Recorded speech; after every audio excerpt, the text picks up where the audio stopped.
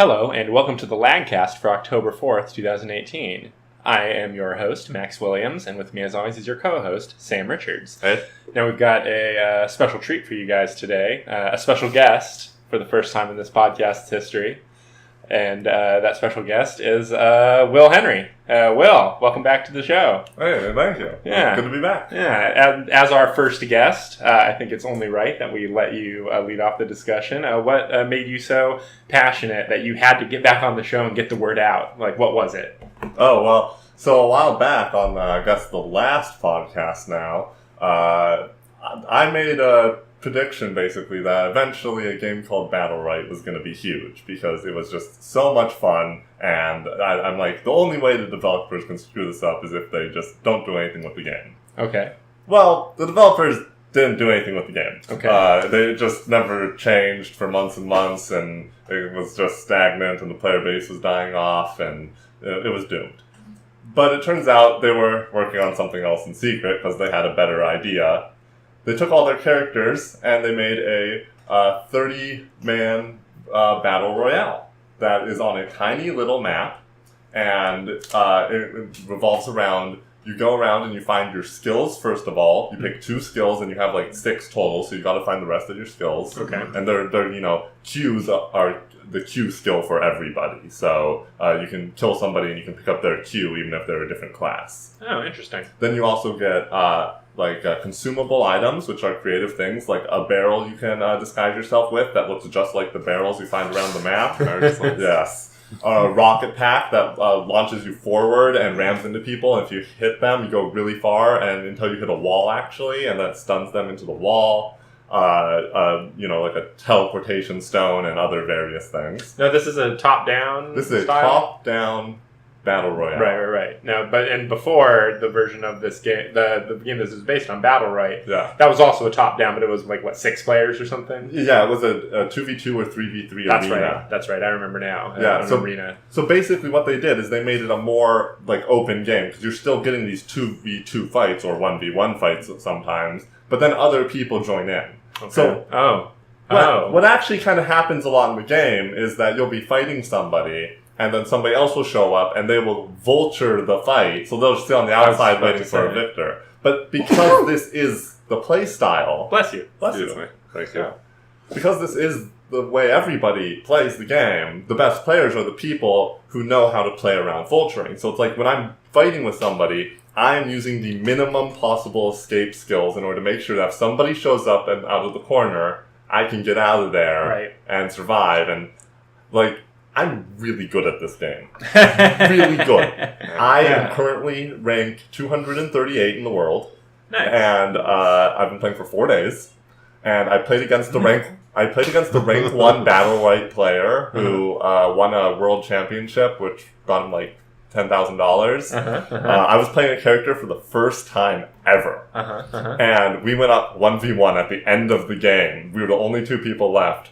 And I almost beat him. I came so close. But, he was on his best, and I was on a character I'd never played before. And you didn't anticipate that situation. Oh, I did not anticipate that situation. Now, can people, at some point, does it cut off the ability for other people to enter the game?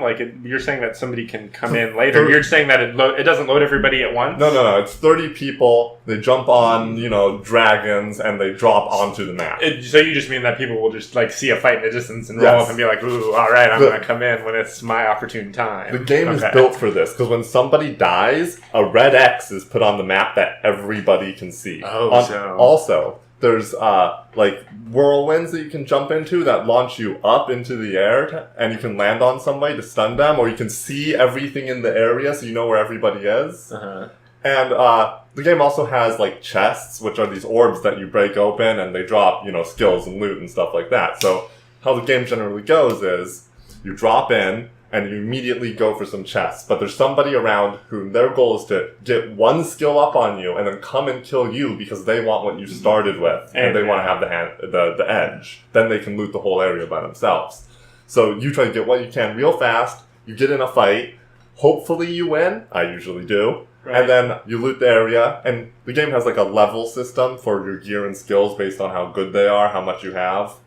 So it's you want to leave the beginning area between 18 and 25. I see. And if you're 40 when you leave the beginning area because you got in 4 fights and people were just bringing gear to you, you're looking at a game where everybody is going to run away from you until the final circle. So it does do the shrinking map space thing? Yes, the circle is definitely coming in, but it's the best circle I've ever played in any Battle Royale. Ooh, listen to that. Because, well, for one, the circle doesn't really murder you. It's a little painful, but it doesn't really murder you that fast until it gets really small. So you can still go out of the circle if you need to get around, but there's not really anything useful to do out there. Right. So on top of this, you can mount up in this game, and on your mount, you are actually faster than the circle at any point, like by a considerable amount. So there's almost no situation where you're at the edge of the circle and it starts to come in and you're like, oh, I'm going to die because I can't get in. Like, it's almost always, if you're at the edge of the circle, it's because you're fighting somebody and they're trying to keep you out. But you can move faster. Like, you can fight on the edge of the circle and keep moving along it. And are there mounts just everywhere? You have a mount automatically. Oh. That's one of the nice things about the game. You can just mount at any time. At any time. So like, you loot a house, you mount up, and you go to another house, or you're running around people, you're messing with them. Because are there any vehicles in Fortnite? Fortnite has a push cart and a golf cart that 3 people can ride on. Oh. But that's not faster than the circle? In Fortnite? No, Fortnite circle. Well, it depends what angle you're at, but at its fastest speed, I believe the circle is faster. No, what about in PUBG? Were you faster than the circle when you were in a vehicle? Yes. Okay. But in this game you can walk faster. You can actually just walk faster than the circle. So it's pretty easy to not get killed by the circle in almost any scenario. It's always going to come down to a fight with somebody else and whether or not you're predicting that third guy who's going to show up. And it's fun because you end up with 7 people in a pretty small circle because people are trying to get that one good combo off so they can knock somebody else out. But if they miss anything, they're just going to back right on up because they know, like, oh, I screwed up, I'm backing up. And then everyone goes, that guy is now the target. So then everybody tries to get him. And if he gets out, then the target switches. And it's just, you can get such a small circle with such hilarious situations. One time, I had a barrel disguise, and I saw where the circle was, and no one was there. It was the final circle. So I got right up in the center, and I popped that barrel disguise, and I'm just sitting there. And you can't even move the screen to look around a little bit because it shakes the barrel, and people can see that. So you gotta stay perfectly still. Don't touch your keyboard. And then, like, everybody started showing up. Like, 8 people died around me, and I'm just sitting there in the barrel, and got down to 4 people. And then finally some guy's, like, counting the players left. And he's like, wait. And he hits the barrel, and I'm like, damn it. But I won that game, so I didn't even care. Yeah, you had a lot of stuff saved up if you were letting them murder each other for a while before you joined the fight. Yeah. And one professional player did add me as a friend after humiliating me at the end of the game. There's this ability, item you can pick up where you drop a big stone, and it was the final circle, and it was so small that only one person could stand in it, and he just dropped the stone in the middle of the circle and stood on the other side and popped a potion, and I had lower health than him. There was nothing I could do, and I just laughed. It was so funny. Flawless victory. Flawless. So yeah, as you can tell, I'm thrilled about this game. What's it called? Battlerite Royale. Oh, okay. Yes. Right. And the developers have made some mistakes, like the fact that right now it's in beta, and while a lot of people got beta for free, they also just let people buy in for $20, which is what I did. But I think that's a really bad business model because it's kind of like the game is out now, right? But it's a free game that costs $20 right now, and I think that's just a bad move. Yeah. Interesting. It's kind of unfortunate when you don't get your skills. Like, you can find a bunch of items and everything, but not get your Q and your R, and then you get into a fight, and it just feels like you're totally gimped. There's like nothing you can do except for run. So the game does have some balance issues. It just came out a week ago. But yeah, I'm gonna be ranked 1 within a week. Yeah, so they saw where the trend was heading. They completely abandoned working on Battlerite itself, and they were like, okay, we're gonna take this and we're just gonna remap it into a game that's more in line with where we think the industry's going. And so they end up with a project that's a little bit more refined than a lot of the other rushed out battle royales because they started with so much shit already done. They copy everything. That's the most hilarious thing. Like, this company, they make great games, and they're very efficient about it. Like, the games they make are really fun to play. They work great. There's very few bugs. The hit registry is perfect. But when it comes to the business side of things, they are just a wreck. Like, they can't do the business side, it seems, but they're just so good at making fun games. So they maybe need new management at some level, and because the game development side is aces, but...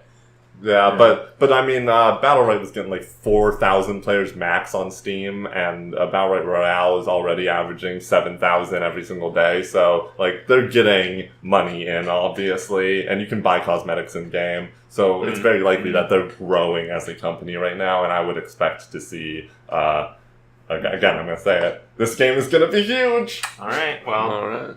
I guess you'll owe us another check-in the next time this game passes some sort of benchmark. Yeah, exactly. But you gotta tell me about what you've been playing. Well, it is semi-exciting. We've got a pretty fun game this week that both Sam and I have been playing. Yeah. Sam, we got Spider-Man. How have you been liking it? I've been liking it a lot.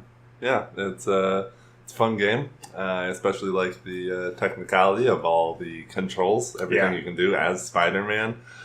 Both in a fight and just moving around the city. It's very good. How you been liking it? I think it's really fun. I've been playing it a lot in like 5 days since we got it. And some of it is a little repetitive at this point, I gotta say. Like, so far I haven't found a way to skip cutscenes. I haven't been trying too hard. But I've been trying to. And nothing, right? No. Some of the cutscenes are a little draggy. The game is a little too in love with the story it's trying to tell. Yeah. But the movement, like as you said, the complexity of it is just spectacular because it's so...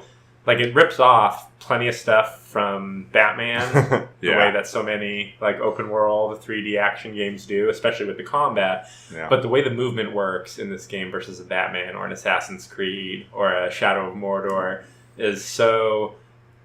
Like, you feel like you have so much control over what your character's doing. You're not just pushing a button that's like the parkour button. Right. And now, like, anything you run towards, you're not going to do whatever movement it takes to get past what you're looking at. Like, this game is really asking you to make decisions all the time about where to shoot your web, what kind of web line you want to shoot. Yeah. Like, what can I do to get the most velocity as I'm trying to move through the city quickly. Right. The combat is fairly challenging, too, for an Arkham clone. I feel. I'd say so. Yeah, if you're not careful, if you're not hitting dodge at the right time, if you're not making use of all of your debilitating web abilities, then the average pack of criminals on the street can give you a real hard time. Like, I've died many times. Yeah, me too. Way more often in random street encounters than in any, like, important game mission or anything. Same here. Yeah, it makes you, like you said, really choose. And even in combat, it's making you choose which guy you're going after, when you gotta dodge the other guys, how you want to take each guy down, what's the quickest way to take each kind of guy down, because each kind of guy, some tactics work on some guys and some tactics work on other guys. Yep, guys have shields, guys have guns, guys have various levels of resistance to certain abilities. Right, big guys, small guys, guys with guns, rocket launchers. And they give you a wide variety of, like, pretty cool web abilities that allow you to take care of the guys in an orderly fashion, and it allows you to, like, really play the way Spider-Man would if you want to. Like, I know that you, right from the beginning, were trying to web up as many villains as possible, I'm really good at that now. Yeah. And the game gives you the tools to be good at it. It does. It's a great way to play Spider-Man in general. And, like... Just the movement. The movement is so good. Like, that's all you need, is just to have good movement in a game like this, because that's what you want. And I don't understand how the physics engine exists to make that web movement so fluid. Yeah. It's so good. And one of the keys is that it penalizes you just enough for mistakes. If you, like, swing into the side of a building or you don't manage to shoot a web line in the right area, you're kind of penalized. Like, you get slowed down, things kind of get a little jerky. but nothing ever like stops you. Nothing ever like totally prevents you from getting moving again. Yeah. So it's just enough negative feedback to make you want to do well without making it feel like you're having a bad time if you have a couple of bad swings. Yeah. But yeah, like you said, it's very accurate to what Spider-Man should be. I really like the friendly neighborhood aspect of a lot of the missions. Like the side missions have a very civil service theme to them. Like there's all these missions where you're swinging through fog clouds so that you can figure out the exact kind of pollution that's really messing up the air right now. And then when your mask computer figures it out, it tells you which cars are emitting that pollution, and then you got to go take pictures of them and email the pictures to the DMV because you're a spider snitch. Yeah, spider snitch. And you got to fix the cell phone towers. There's this one where this homeless man who's staying at the feast center has lost his 12 pigeons, and you have to find his 12 named pigeons that are around the city. That's very good. It's pretty fun. Yeah. There are times where you're not playing as Spider-Man. So far, I've had 2 Mary Jane segments and 1 Miles Morales segment. Oof. The Mary Jane segments are fine. The second one, I messed up a lot and never actually got caught by the guys I was sneaking around, so I feel that they designed it to be very forgiving of people who hate mandatory stealth sections. That makes sense. I got that feeling from the first one, which is the only one with Mary Jane that I've gotten so far. Yeah. And then the Miles Morales one is super pointless so far. 1, if that's the only one you have to do. And 2, if it doesn't turn out that one of the upcoming DLCs is going to be Miles Morales themed, which I guarantee you it will be. And we know that there's 3 DLCs coming. The first one is Black Cat, which this game sets up with a little Black Cat side mission. Yep. But I guarantee you that like people will not be happy if you're putting Miles Morales in the game and not giving him spider powers at some point. Yeah, that would make sense. A lot of holdback on anything Venom related. That's really the only area of Spider-Man's history that doesn't have any kind of appearance in this. They don't even give you the classic black suit as one of the alternate costumes that you can get. What? But that can only be saving for a sequel, right? Because how else are you keeping Venom out of the game in the year that the Venom movie is coming out and the best Venom comics ever made are being published? That's true. Yeah, if anything, I hope Venom gets his own similar style game rather than being part of any DLC for this game. Right, yeah. I want the next Spider-Man game, Marvel Spider-Man 2, should be symbiote themed, and it should be swapping back and forth between you playing as Spider-Man and you playing as Venom, with Carnage as the villain. Oh, that would be good. Oh, that would be weird. The last thing to mention about this game is the wide variety of alternate costumes that you can get. Big props for not making you spend more than 10 to 15 minutes in the suit they designed specifically for this game, which is garbage. Oh, really? Yeah, all the white spiders everywhere. No, you can literally get back into the original webs like by doing one short side mission after you get the crappy costume. Yeah, thankfully. And then it only takes like 2 or 3 more side missions and you can wear the Scarlet Spider duds. So that makes me very happy. All right. Mm-hmm.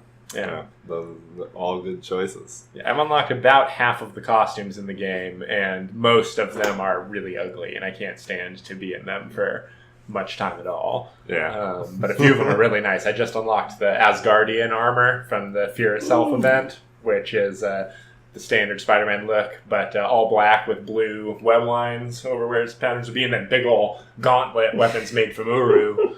And the gauntlets look cool, and it gives you the special ability to hit people 4 times as hard, which makes the ground missions go the way they should actually be going if Spider-Man is punching people. Yeah, that's definitely true. And I like the way that they allowed you to equip one power-up from your armor, but then wear whatever look you want. That's very convenient. Right, yeah. They link unlocking the abilities to the outfit, but you never have to wear the outfit that the ability is associated with. Oh, yeah. It's a genius system, and I love it. Yep, exactly. Great. All right, anything else about Spider-Man? Does it make you feel like you're Spider-Man? Makes you feel like you're Spider-Man. Yeah, definitely. You can do a lot of really cool moves, web swinging throughout the city, and feel very mobile. And that's the main thing as Spider-Man 2 for PlayStation 2 showed us. Have you seen any other heroes, though? Any Moon Knight sightings?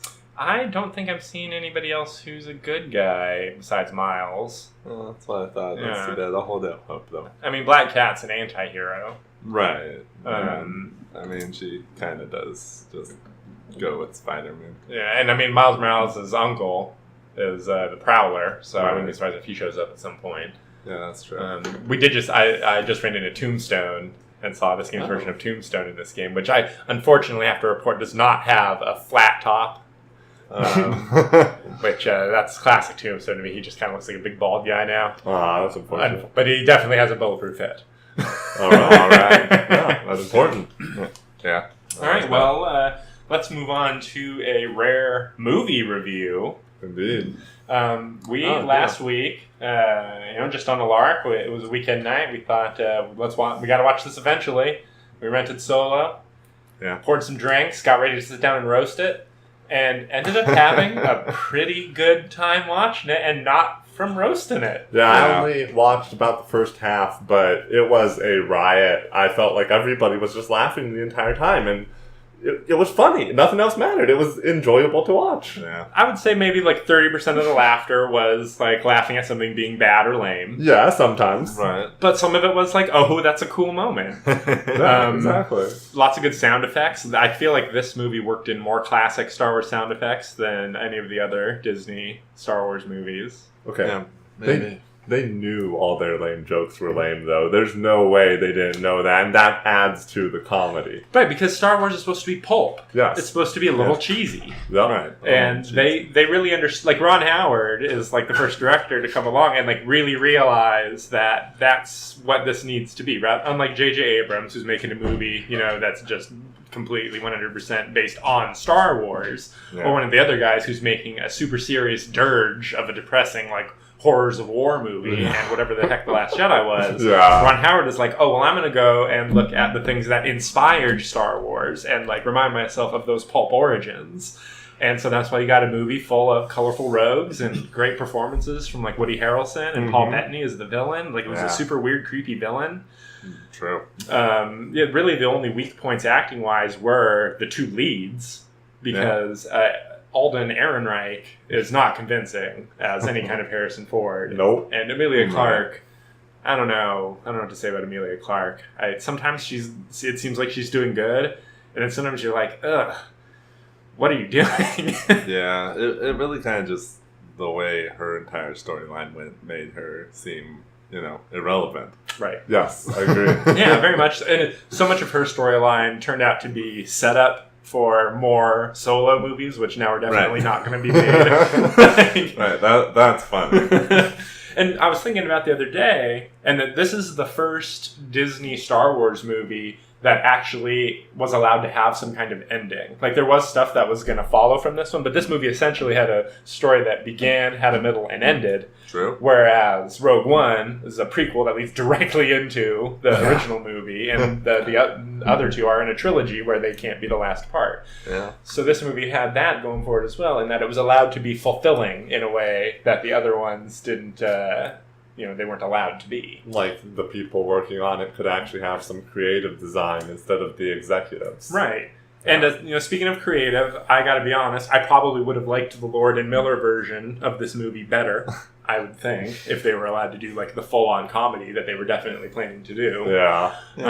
But I gotta give this movie props, because unlike when you watch something like Ant-Man, you can't really tell which scenes are Lord and Miller versus which scenes are Ron Howard, except for the scene where Clint Howard shows up. Ron threw that together. Right. but unless Clint Howard was already in the movie beforehand, and he was like, hey, we need a director? You can call my brother Ron. He's always wanted to direct a Star Wars movie. But, what else did I want to mention? Yeah, just that I really appreciated how much Chewie we got. It was definitely the best Chewie we've had since the original trilogy. Yeah, and Chewie can just be Chewie, so it's great. And it was great how they introduced him as sort of like a scary Bigfoot. And even though they modified his origin so that he wasn't getting saved from a slave labor camp by Han, they still put that in the movie by having Chewie free some other Wookiees from a slave labor camp with Han. So, Han still totally saved him from essentially being a slave. Yeah, so definitely. It's it's hardly, it's just a little, slide. We finally got to see a Wookiee, and Chewie no less, rip somebody's Arms arms out of its sockets. Yeah. I mean, that is right there is satisfying. Right. Oh my god. After, is this the 11th movie? The 10th movie. The 10th movie. 10th or 11th movie, we finally got to see some of the Wookiee violence we were always promised. And there was a whole movie with a whole battle that took place on Kashyyyk in Revenge of the Sith. They're fighting robots. Right. Which is one of the main problems with the prequels, is all they're ever fighting is robots. Yes, very much so. Yeah. Only robots, and then they kill a bunch of little kids. Yeah. So this one might have been the best Star Wars in a long time. I think so. Sure. Yeah. That's something true. It had a lot of stupid Batman Begins syndrome stuff, like the whole, we got to explain exactly how Han got his blaster. We got to explain exactly how, they got this. But the good one, weirdly, is attached to the character that I saw the most complaining about on the internet, which was Lando's co-pilot droid, like the weird droid rights droid. But it ended up making sense because it ended up being the origin for the Falcon having like a bitchy computer in Empire Strikes Back. Right. There was always like a weird thing that we always kind of glossed over, and it never happened with any other ship or piece of technology in Star Wars. Yeah. But for some reason, and maybe just because we're Star Trek fans, we were just like, whatever. But we're like, why does the Falcon have a computer that 3PO has to talk to? He's like, you can talk to the computer and convince it of this. Like, they even say that in Empire. Convince it. Right, so the fact that they have to upload this droid into the Falcon, and that's why the Falcon's a little bitchy, like, it's a good, stupid origin. That is actually hilarious. That was. And it made even more funny by the fact that Lando was clearly in love with this robot. Oh, yeah, that was weird. Totally weird. He was distraught by the death of this robot. He could not handle it. And then he loses the Falcon? Oh, man. I know, which has everything that was left of her inside. No wonder he's pissed at Han when Han comes to see him in Cloud City. Right? Kind of, but not that pissed. I know, right? It's just a droid. True. Shout out to Jon Favreau as the little monkey alien guy who we don't know is an alien at the first part of the movie, and he's just a hilarious voiced stormtrooper. Yeah, that guy who was the best lines. Yeah, it was great. All these lines, you're like, how is this in a Star Wars movie? That stuff was probably Lord and Miller. Yeah. he might have been the jewel of the movie. Yeah, it really got to you. And when he goes out, you really don't want him to die. And that's all that a movie ever needs to do. Exactly. Yeah. Anything else? Am I missing anything? I feel like we've hit it all. Yeah, I mean, that's everything I knew. This is Chewie. We glossed over everything. Donald Glover was good as Lando. He's a card cheat, so we don't feel bad about him losing the Falcon. Right. Yeah. An interesting choice to make him a card cheat, but everybody's kind of a. They're gamblers and smugglers. You expect a little bit of that kind of thing. They're rogues. Lando cheats at cards and Han shoots first. Yeah, Han shoots first. Exactly. We did get that. Hey, we got Han, and it was another stupid origin because it was Han learning to shoot first, and then I guess George Lucas just decided he forgot when he was doing the Star Wars Special Edition. Anyway, we got a couple more things to cover, TV-wise. Will, you want to stick around for that, or? No, I think I'm going to check out, but I appreciate the platform to rant about my new favorite game. Well, as one of the co-founders of this podcast, know that you are welcome anytime you want to chime in on anything. Of course, anytime. I appreciate it, and enjoy the rest of your show. Thank you. So, I didn't watch the new It's Always Sunny. Did you watch the new It's Always Sunny? We forgot! We forgot to watch the new It's Always Sunny. Should we pause and, go watch the new It's Always Sunny? Or should we just plow through and have 2 episodes of Sunny next week? We had so much extra video game talk this time that I feel that let's just talk about 2 Always Sunnies next time. All right. So, what we did watch, however, was the new episode of Venture Brothers, the 9th episode of the season of Venture Brothers. Are we already at 9? One more episode? I believe that is the case. Oh. I believe. We've been telling each other that it's a 10-episode season. Neither of us has ever done anything to confirm that. No, that's true. But at this point, I think we've come to expect it. Right. So, Venture Brothers. What happened on this episode of Venture Brothers? I feel like there was something with the Monarch. Yes. Dr. Girlfriend made the Monarch do a mission with 21. They went on a mission. What was the mission? Right. The mission was... Okay, so... What did the monarch do? He got sent on a mission by Dr. Girlfriend. Right, Dr. Girlfriend. Because the weather thing was happening. Well, everything was to do with the weather machine. There was this thing that was creating a blizzard. Right, the weather machine. And Billy Quizboy and Dr. Venture had decided to go and stop it. Right, did they decide, or did they got an OSI mission to go and stop it? Right, Dr. Venture did, and then Billy Quizboy begged his way onto the mission. Right, that makes sense. So, it was an okay episode. Obviously not super memorable. Not super memorable. I remember laughing a lot, though. There was some good gags. It was a pretty standard comedy episode. You know, they're playing lawn darts with the big scary villain. Right, yeah, the lawn darts was funny. Yeah, and I guess the Hank stuff was fairly interesting. He's being the classic jealous boyfriend and sending thousands of texts and messages to his non-responsive girlfriend, and eventually goes out to brave the blizzard. And that was the one thing that bugged me about the episode, is why when Hank was out there did he start playing football with himself? Right, but here's the thing. It seems that at least most of the ventures that we've been following are very susceptible to hallucinations in harsh climates. Dr. Venture, in the early episodes in Season 1, definitely hallucinates when he's getting hypothermia out by the ice station. Right. Dean has always been very prone, in stressful situations, to go off into a fantasy land. It's just we haven't seen any of that behavior from them in a very long time. Right, because when Hank does it, he just kind of folds into a new personality, and we don't see his inner life while that's happening. We just see how people are reacting to him being Enrico Matassa or Bat Hank. This is true. He does have his other personalities. There's this thing that Brock said.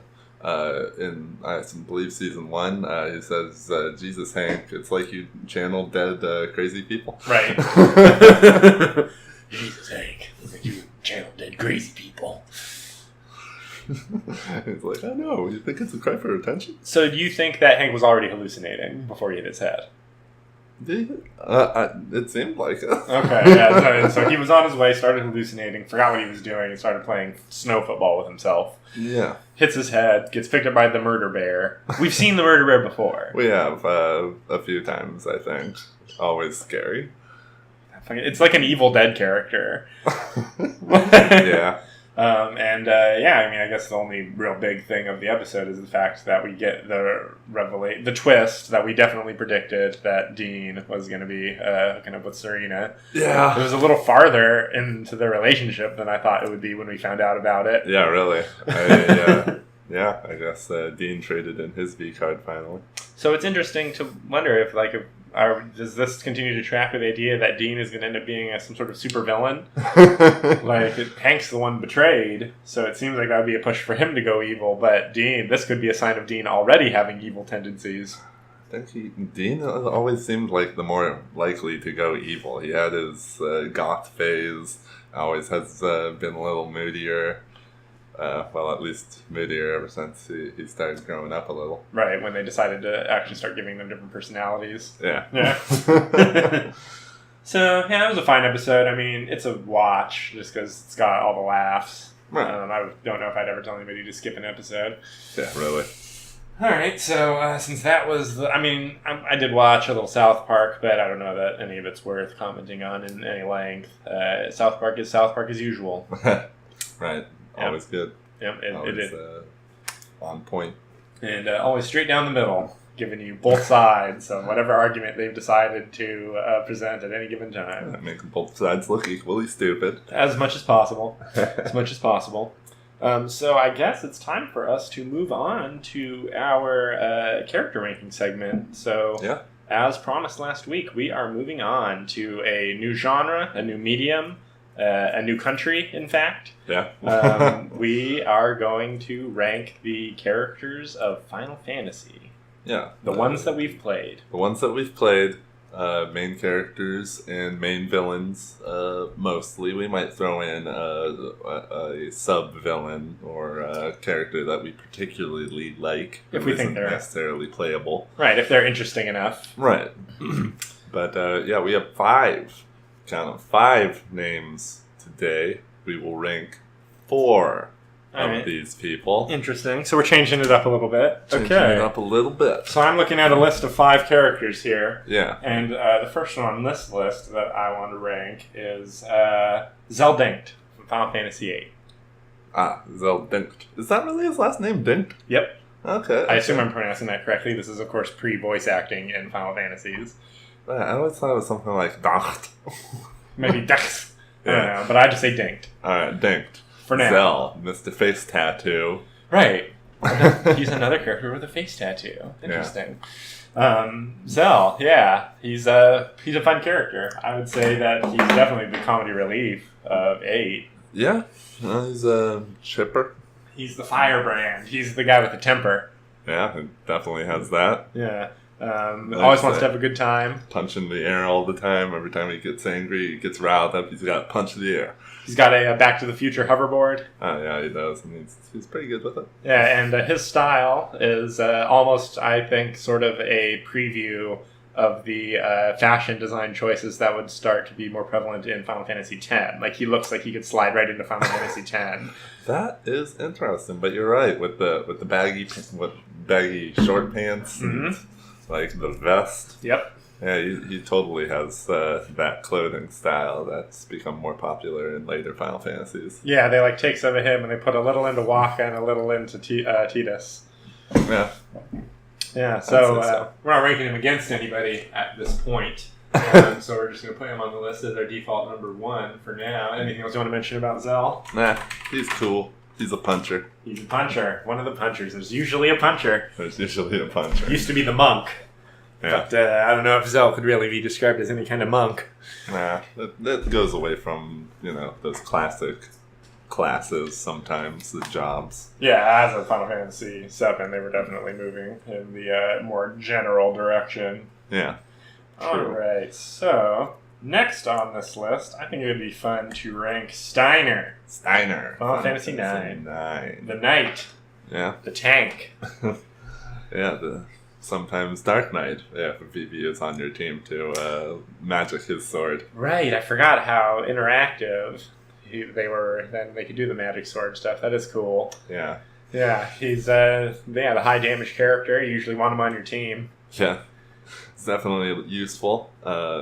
He seems to annoy the other characters, story-wise.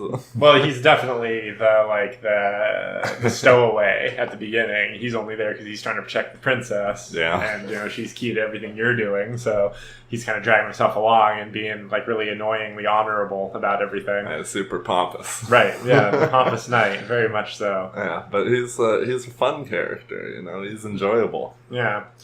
So, do you like him more or less than Zell? I actually like him less than Zell. Yeah, I would agree with that. As good as he is, Zell is a very fun character. Yeah. Alright, so it's easy to like Zell. Very much so. Yeah. It's not as easy to like Steiner. Yeah, Zell is very likable in comparison. Steiner's more of an acquired taste. Mm-hmm, exactly. He gets there. Alright, so third on our list today, I think we should rank Sabin. Ooh, shoot. From Final Fantasy VI. Yeah. I've always liked Sabin. He's another puncher. Yes. And, well, he is a monk. Yes, he very much so is a monk. In fact, he's the kind of monk who could have had it all and decided to go away, right? He's not a long-lost brother. He's an I don't want to be part of this brother, right? Yeah, he is. He's like, I'm going to go study in the mountains. Yeah, exactly. Yeah, that's the best kind. He's like a Jedi. Yeah, he is. Yeah, and he's another one. You always want Sabin on your team. His damage potential is just too high. Yeah, that's true. I mean, even right from the beginning, you have such good moves with him. I think they give you 3 right away, so you can do the Kamehameha, right. Hadouken, blast. Or his, multi-punch, You can do the multi-punch, and I think right after that you get suplex. Right. And it's interesting because, isn't Zell's thing pretty similar when you think about it? Because it's all about inputting a button command when doing a limit break. That's true. Yeah. So with Sabin, you can just do it whenever. And Zell, you gotta keep him at low HP. Right, you gotta keep that strategy up. Yeah, man, that game was really exploitable. Final Fantasy VIII. I like to think of it as intricate. Yeah, very much so. Now that we're actually ranking characters against characters, do we think that Sabin is better than Zell? It's hard to really rank a lot of the pre-PlayStation characters. Truly, some are real standouts, but the depth that you get to with some of the later characters, and especially we have a little bit of a tendency, like with Star Trek: The Next Generation, to kind of rank 7 and 8, a little higher than the earlier ones. I do think Sabin's better than Steiner. Yeah, I agree with that. I think I like him more than Zell too. Yeah? I think he's more of a heroic character overall. Not that there's anything unheroic about Zell. But I have always liked Sabin. Yeah, I was even, back when I was writing fan fiction when I was a kid, I was naming characters Sabin, because no one's going to know this. Yeah, wrong. All right. Everyone knows. So, last, I think, it would be fun to rank Waka from Final Fantasy X. George DiMaggio. George DiMaggio. Is it really? Do I mean George? John DiMaggio. Bender. Yes, Bender. Oh, I did not realize that he was the voice. He's the voice in the dub? That's hilarious. It is definitely the voice of Waka in the English version. Oh, well, no wonder Waka is one of the best characters to be talking at any point. Yeah, exactly. Man, yeah. Great voice. A lesser voice actor would have just destroyed Waka with his weird way of talking and his Irish accent. Yeah. Sad, but it works. Yeah, would they even be allowed to do Waka and have a regular white guy be doing that accent? No. Yeah. No, definitely not. You'd have to get some Polynesian actor. Yeah. He's that kind of guy. Yeah. No, Waka's great. He's might be even more likable than Zell. Yeah. He's just he's such a teddy bear. He's such a pure spirit. He's so when his faith is broken, that's the one where you really feel it. He's what sells you on the importance of the whole sin religion in the world that you're in. Yeah, that's true. He's almost definitely the heart of the team in Final Fantasy X. Yeah. Because, he's the one that's, his strength of will is the one that is most impressive. In the Blitzball tournament where they kidnap Yuna. Yeah. And so he's got to not win the Blitzball game, but not lose it either. And so the Albed are just beating him up inside the thing, and he's just taking all of it. Right. Waiting for you to rescue Yuna and send a signal so that he can go and beat them. Right. Yes. Yeah. He held the line. Exactly. He held. Right. It's super noble, and so you feel for him. Yeah. That's why I think that he is above Zell. And his combat system is fairly unique. He rips off the slot machine thing that they use all the time for his limit attack, but just the idea that he's fighting with a sports ball all the time. Yeah, that's true. Yeah, that's pretty cool. Yeah, and his common sphere tree of being the guy who gives all the status effects. I mean, there's no better game for status effects than Final Fantasy X. That's the one where they really matter. Very much so. And he's just great at that. And he's always useful because you can take him in the water areas and he can hit flying enemies. That's true. Yeah. It's super versatile. Yeah, so that's one thing that all these characters kind of have in common is that these are characters you almost always want on your team actively. Yeah. I chose the list as these are the second characters. These are the Sam Gamgees. Right. Yeah. The Sam. Sam chose the Sams for the list. That's right. So I gotta be honest, I think Waka's better than Sabin. That's interesting.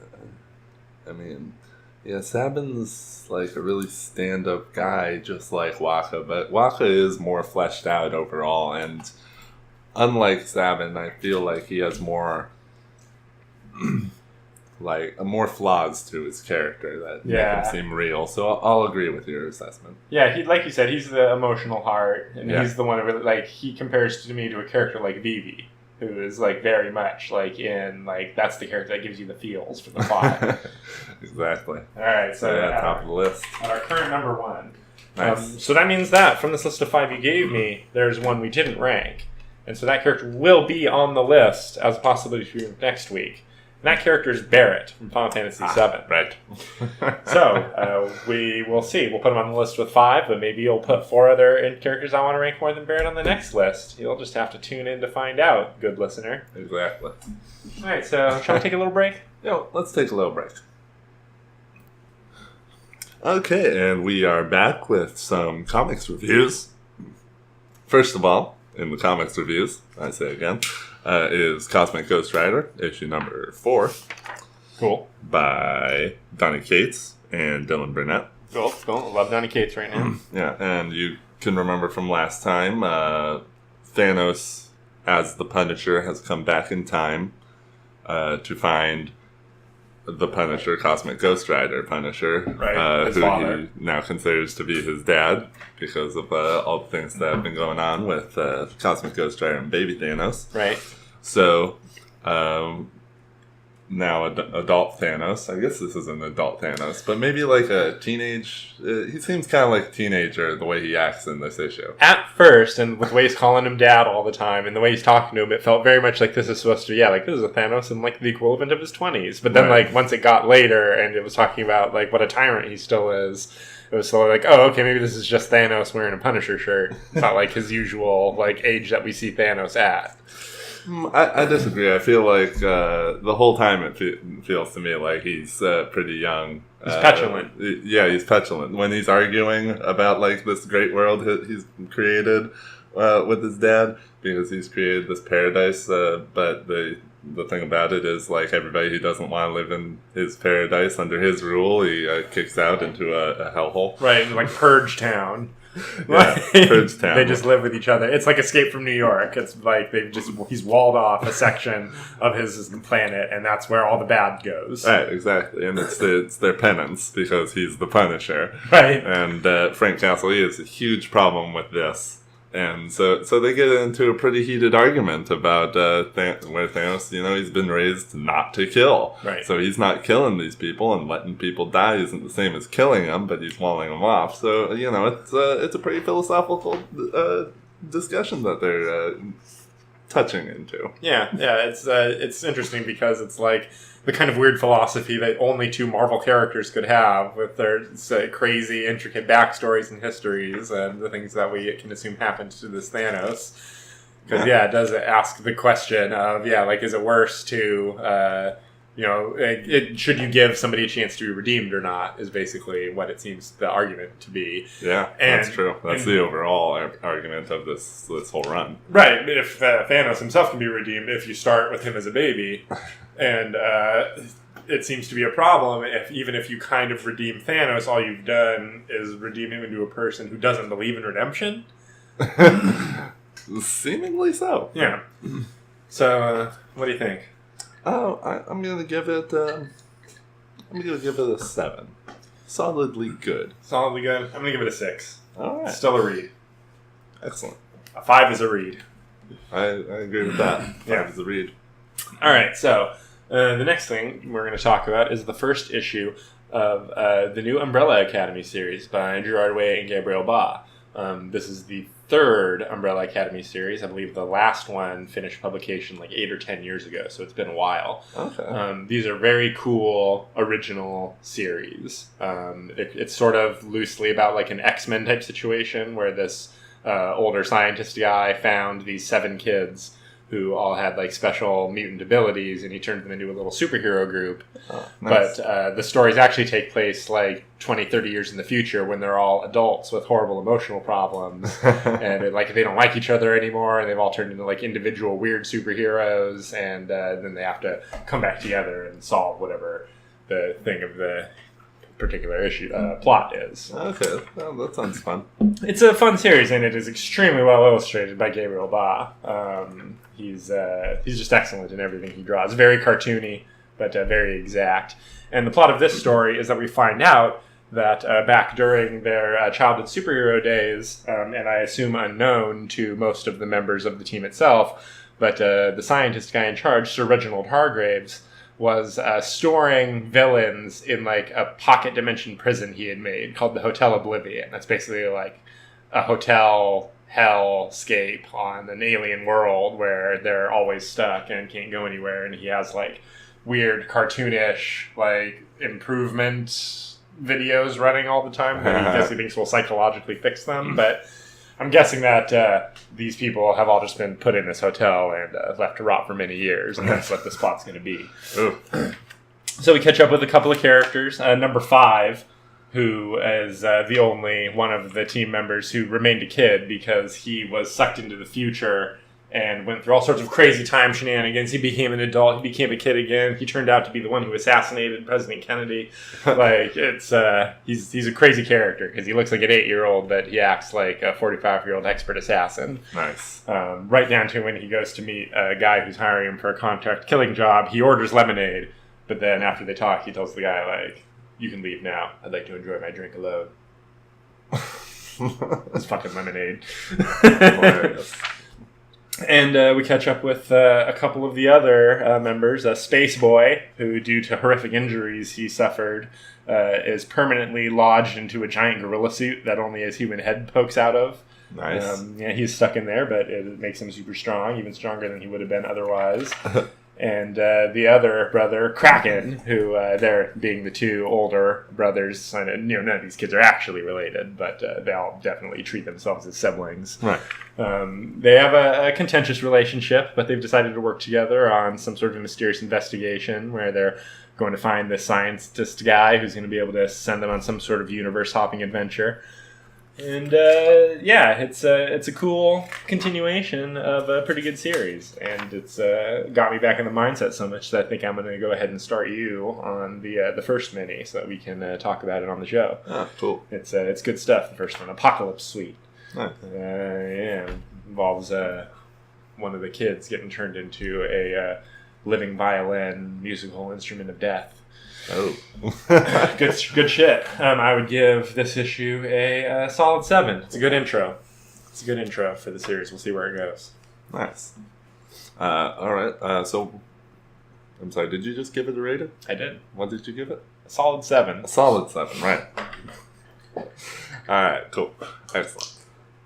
Next up, we got the new issue of Justice League, issue 9 in this current run. Cool.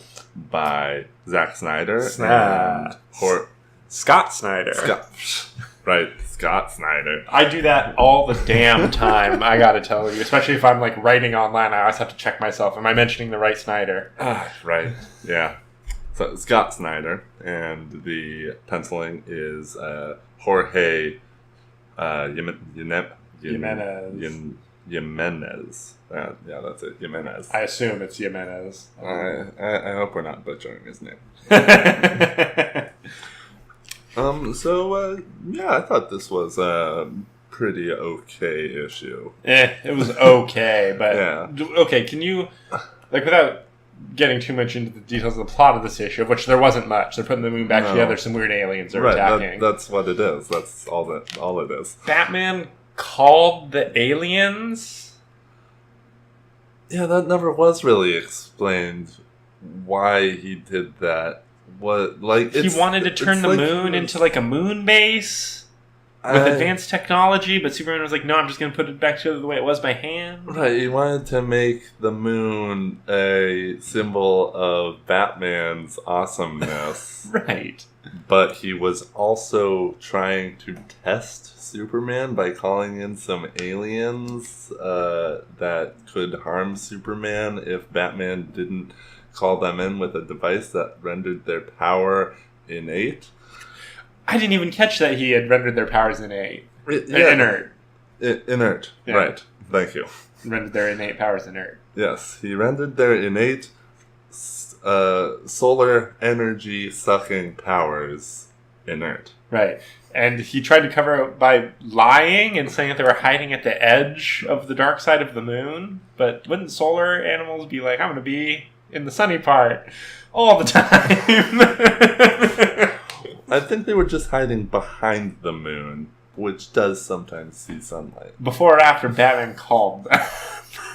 I'm pretty sure that was just a lie. Right. Batman was What's happening? Batman was just fucking with him. That is what it seems like. That is what it is. Is Batman mad about everybody making fun of his voice? And so now he's gonna prank the other Justice League members, and you prank Superman by calling some things that like are scary to him, but making sure that they're not going to be able to hurt him. Yeah, that's what happened. And Superman knew the whole time that they couldn't hurt him. Batman? What the? Why is he acting so fucked up? Yeah, and then at the end, Superman finishes the moon, and Batman's like complaining that it's not a super Batman, and Superman's just like, look at the moon. And then Batman looks at the moon like everybody else, and it's just like, whoa, it's the moon. I see. Right. You wanted to make it a bat moon. Yeah. But something is happening? I think it's just that the moon is glorious is what the message is at the end here, because it's just like, look at the moon, and it's just the moon, and they're going, whoa, it's the moon. See, this issue, it's weird, because this is what I was asking for. This is the slowdown issue. This is the nothing epic or life-changing is happening. And we're just having the characters like slow down and have like a catch-up moment at base and talk to each other. And like, I guess it's kind of cool when they go through like the list of all the ways that the Justice League fixed up their like dorm rooms. But after like the fifth one, you're like, what is happening? It's a lot of pictures of empty rooms. Nobody talks like this. Like, I'm just like, and this guy did da-da-da-da. Like, like, if the other person knows, why are you explaining in detail? Like, you can get away with that once or twice and not have it be like blatantly just exposition. But they don't even try. It's just like 3 pages of Aquaman explaining what all the Justice League's rooms are to Wonder Woman. Who knows? She knows. She does know, but I took it in the manner of like, they're kind of like ancient god people, so they're just going around and commenting on their kingdom. Talking about themselves, like That's funny. Ancient Greek gods, since, it's Aquaman and Diana of the Amazon. It's Poseidon and Athena. Right. Yeah, so that's what I got from that. But it's a lot of pictures of empty rooms with explanations that, people do know. Yeah, it's weird how effortlessly Jack Kirby made the most boring things seem godlike. And yet, as technically good as Jorge Jimenez's art is, I don't know if it's the art, I don't know if it's the panels he's being asked to draw, but he's making the godlike feel very mundane in this issue. Like, we're supposed to be impressed by all this stuff, but it's more like, oh, that's clever. Like, oh, that's funny. Oh, yeah, Hal Jordan would have just like a military barrack. Oh, okay. Yeah. Yeah, I guess it was a little too modest for the way they were commenting on it all. Yeah, it felt forced. The whole thing felt super, super forced. Right down to the fact that like the only technical conflict in the issue was totally manufactured by Batman for no goddamn reason. While maybe he's like tripping on pain meds while they're sewing his bones back together, and like nobody stopped to think like, oh wait, some fun. Maybe we should have taken Batman's psychic helmet away while we're putting his arms and legs back together. Is Batman just taking that pain? Like, is he not doped up for that, or did they just numb his body below the neck, and so he's able to manipulate like the mind reading helmet? Okay, well, it's probably he's doped up, but I wouldn't put it past Batman to be like, local anesthetic only. Put it everywhere. Just cover me in it. Like, I guess, okay, this machine, it probably has some sort of way of rendering the whole operation painless. Well, why was Batman getting his arms and legs sewn back together? Remember, like, Luthor busted up his skeleton when they were fighting in Superman's bloodstream? Oh, right, while they were inside last Superman. Issue, Batman was in the Christopher Pike Batman chair. Right, yeah, he was. Yeah, okay, yeah, that is what that was. Want to rank it? I'd give it a 5. I was also going to give it a 5. Yeah, I'd say it's right down the middle, and it seems like it's trying to be. Right, I can't give a comic with art this technically gorgeous a bad review, but it's whatever. Like, am I supposed to care about Hot Girl? This isn't a compelling mystery, and the Hawkman stuff is being handled so nicely in Hawkman's book that whatever is happening in this book is... I thought the same thing. I'm like, Hot Girl, man, I'm into Hawkman All right, so the next thing I want to talk about real quick is the third issue of Die, Die, Die by Robert Kirkman and Chris Burnham. Oh, nice. As usual, Chris Burnham's art is just, some next level shit, man. Like, whoa, drop the book. The dude is able to make a conversation between two people sitting in a car that takes 4 pages seem interesting. How does he do it? Boom! Giant 2-page spread across the top of one guy delivering his monologue. A row of panels at the bottom of Wolf pages with a bunch of interior monologue. And then boom! The other character coming back with her counter monologue. That's just good stuff. Like, you don't see this. Yeah, that's nice. Yeah, just slightly different. Nothing that's like so like, oh my god, that's technically amazing. Like, I can't believe you had the skill to do that. Just more like, wow, that's a very effective page turn technique. That's a good idea. We see our little team pull off a mission where they prove themselves to be the most badass people in the room. When the one girl who's doing the handoff with the 4 big thugs is like, they're like, we're gonna keep the money and the thing we're selling you, and the 2 guys who are on the good team are just like, don't worry about it. She's been shot before. She can handle this. And then we see the woman in over 1 page fully destroy the other team without taking any damage herself. Nice. While managing to catch the case of volatile material that they're attempting to return. Although we do find out that the quote-unquote volatile material is just nude pics of some important congressperson.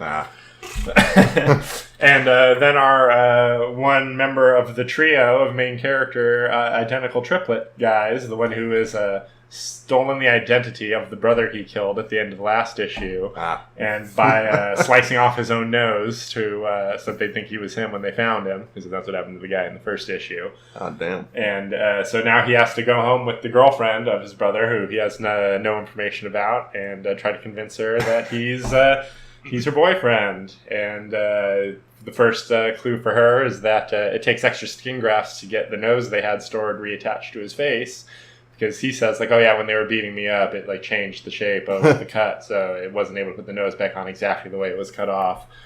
So that's a clue. And now he's going to be walking around. Wait, it's not his brother's nose, though. It is his brother's nose. It's the nose that was cut off his brother in the first issue. Ooh. So then in the second issue, he kills that brother, slices off his own nose, and allows himself to be rescued instead of his brother. And so he's been taken back, and they now have his brother's nose badly grafted to him. My God. And goes home and sits down with his girlfriend, who's a smart cookie, because she gives him a test right away by mentioning that she put extra mushrooms in his pasta. Just the way he likes. Just the way he likes it. And he says, my favorite. And then she fucking kicks him against the wall by his neck, and already has a katana in her hand. And she's like, what did you do with my boyfriend George? Ooh. And he's like, I can't remember which brother hated mushrooms. Nice. As a mushroom hater, I totally get it. And I'm a mushroom lover, so we know that both extremes exist within close-knit families. Exactly. So, as usual, a good, simple, action-packed thing where it's like, I can't wait for the TV show. All right. I would give issue 3 of Die, Die, Die a 7. All right. Nice. Excellent. Solid. Yeah. All right. How about that cover? Last, we have Batman. Batman with an awesome cover. DC's got these new, like, semi-chromium covers where it's not really like a hollow cover, or like it's not a shiny aluminum foil type thing. It's got this real nice, subtle, just refraction happening. Which is textured, too. Mm-hmm. And for this cover, it's Batman standing on top of a chimney with orange clouds behind him, and he's very dark and almost black and white, except for his belt. It's great. It's an appropriate cover for the theme of the issue, which is that Dick Grayson has just been maybe killed. Seems like I'm gonna say it seems like he's not dead, based on the fact that all Alfred says is this isn't Damian. This is Damian? No, this is Nightwing. Yeah, this is Nightwing. Let me just tell Master Dick is and then trails off. The new issue of Nightwing did come out, and I didn't buy it. I haven't been buying Nightwing for a little while, but he's amnesic. He remembers all the technical stuff of how to like be a superhero. Like, he's got all that stuff, but he doesn't remember being Dick Grayson. He doesn't remember any of the people he used to know. Oh. Apparently he's going out and like hard partying and like being like a weirdo, and so that's what Dick Grayson is doing right now. All right, and Batman is searching for this assassin dude. The Beast. KG Beast. KG Beast. One of the greatest names of any villain in any comic in history. The KG Beast. He is a fun villain. I should mention that this issue was written by Tom King. Yes. Tony Daniel art. Tony Daniel on art. And both do a pretty good job. I like this issue. It's Batman. He's tracking down KG Beast. He's doing the Batman things to track people down. Throwing people out of windows, threatening dudes. Going undercover. And meanwhile, you get pages of KG Beast going to his daddy's house in order to murder his dad. You can guess pretty early that that's what he's there to do. Interesting trivia tidbit. KG Beast is actually in Batman v Superman, the movie. By Zack Snyder. Yeah, he's like the main Luthor thug, like the guy at the beginning who kills Jimmy and is like there when Lois investigating, and then who like keeps showing up as like the main thug. That's Anatoly Tsarnaev. He's the one that kills Jimmy. Yes. Damn him. So that's funny that now in a couple continuities he's killed Jimmy Olsen and Robin, kinda. That's true. Quite the assassin. Yeah. Yeah, and this one ends with Batman getting to the dude. Right as he kills his dad, apparently. Right. Yeah, so I guess while this guy was going and talking to his dad and killing his dad, Batman was getting 3 bat planes brought to him, trying to fly them through the blizzard to get to this house. All of them go down, and then he decides just to walk the rest of the way through the sub-zero temperatures. Yeah, they really lay into those sound effects for him trudging through the snow. Yeah, that's pretty funny. But that it ends on that cliffhanger of him getting there as he kills his daddy. So we'll see how that fight goes in the next issue. I hope they don't talk a lot and fight a little. That would be unfortunate. It would be nice if we got like one really long fight for an issue of Batman. All in all, I would give this issue a 6. Pretty good. I think 6 is the right score for this issue. Cool. All right. I'm going to talk about one more. All right. The other one that had a cool chromium cover. This is issue 5 of The Unexpected by Steve Orlando, and I think we had an artist switch. Jeremy Cox is on cover. Oh, Ronan Cliquet is on the art. I've never read anything by this guy before, but the art was solid. Cool. I do want to talk about it because Hawkman is in this issue. Nice. This is definitely tying Hawkman back a lot more directly into the stuff that happened during Metal when he was the giant World Forge hot god thing, like during that, because when Neon the Unknown shows up with the weird nth metal isotope that they've been carrying around this whole series, it immediately flashes Carter back, and he hears once again the voice of Barbados in his head speaking, and yes. So they have a classic "Let's fight" before we team up for a couple of pages, which they do. And Omen Arsene, who's been the villain of this series, is of course primarily a Hawkman villain, so Hawkman is pretty down to get into this fight with them, nice. Knowing that Omenar is going to show up. And it ends up with, they go into Victor Frankenstein's castle because they believe that they'll be able to find the technology there that will assist them in somehow dealing with this isotope that, should it blow up again, could take all of reality with it. Ooh, nice. And we get a little bit of origin of stuff with Mandrak, who we haven't really seen since Final Crisis. He talks about how Superman cast him into the Overvoid at the end of that, and was floating there until his heralds that he summoned managed to find him. 5 out of 6 of the heralds found him. Alden Quench, the Bad Samaritan, was the 6th, and he's the only one who didn't go after him. So he's a little bit angry about that. But so he might go after Alden. Well, Alden so far hasn't reincorporated after exploding in the first issue, but he definitely will be back. They were definitely hinting that he was the kind of being that just blowing him up wasn't enough to deal with him. Nice.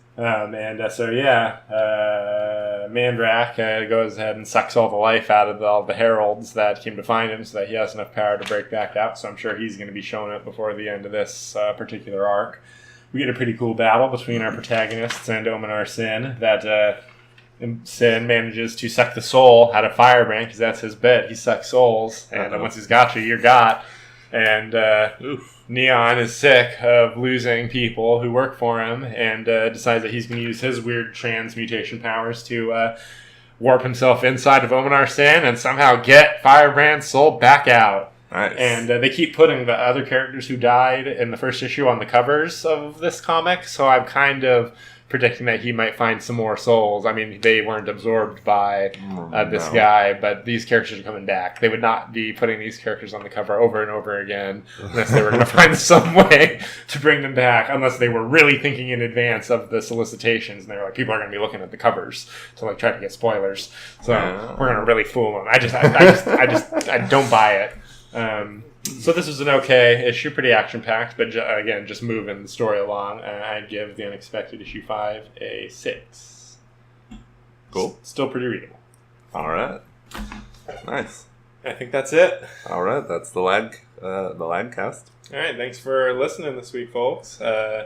We will be back next week with probably 2 episodes of Always Sunny, some more Venture Bros. We might go see Venom before we record again. I hope so. And rank some more characters. Yeah, from Final Fantasy. All right, thanks for tuning in. See ya.